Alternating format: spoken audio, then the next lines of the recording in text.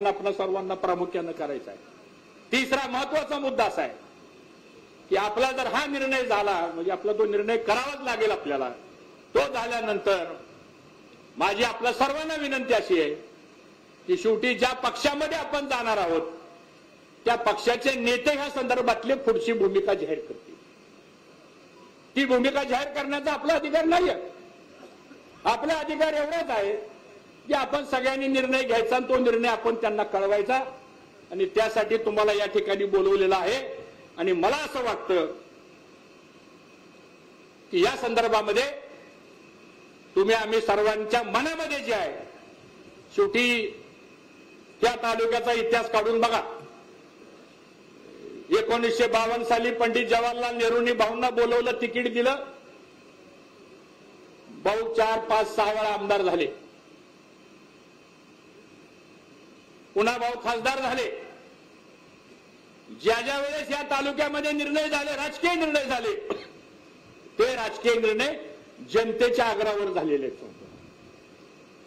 मला काय वाटलं किंवा स्टेजवर बसलेला वाटलं या संदर्भात या तालुक्यातले कधी निर्णय झाले नाहीत।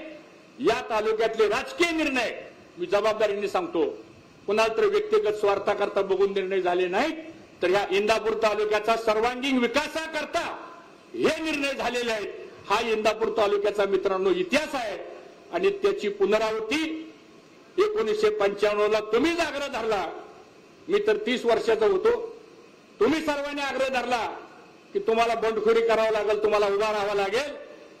मोठे भाऊ तयार नव्हते, भाऊंनी सुद्धा जनतेचा निर्णय मान्य केला आणि 1995 ला आपण बंडखोरी स्वीकारली आणि त्या जनतेच्या आवाजामध्ये महाराष्ट्राच्या विधानसभेमध्ये या इंदापूर तालुक्यातला एक तरुण कार्यकर्ता महाराष्ट्राच्या विधानसभामध्ये पाठवण्याचा इतिहास कोणी घडवला असेल तर समोर बसलेल्या बहादर लोकांनी केलेला आहे। हे मला वाटतं या ठिकाणी आपल्याला विसरून चालणार नाही।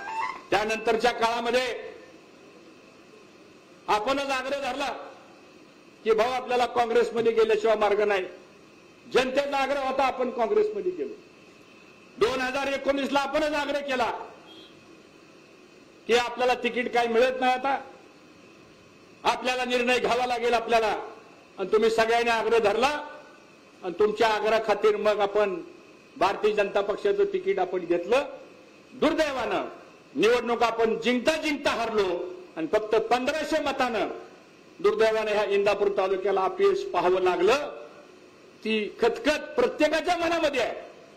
2014 ची पराभवाची खतखत आपल्या मनामध्ये आहे आणि या 10 वर्षामध्ये जो म्हणून अन्याय झाला, गावागावामध्ये जो राडा झाला, समाजामध्ये जी तेढ निर्माण झाली आणि प्रशासन हे मदत करण्याच्या ऐवजी कोणाच्या तरी सांगण्यावरनं तुम्हाला सर्वांना जो त्रास झाला, त्यातून मित्रांनो हा उद्रेक जो आहे तो आज आपल्या सगळ्यांच्या पुढे आलेला आहे।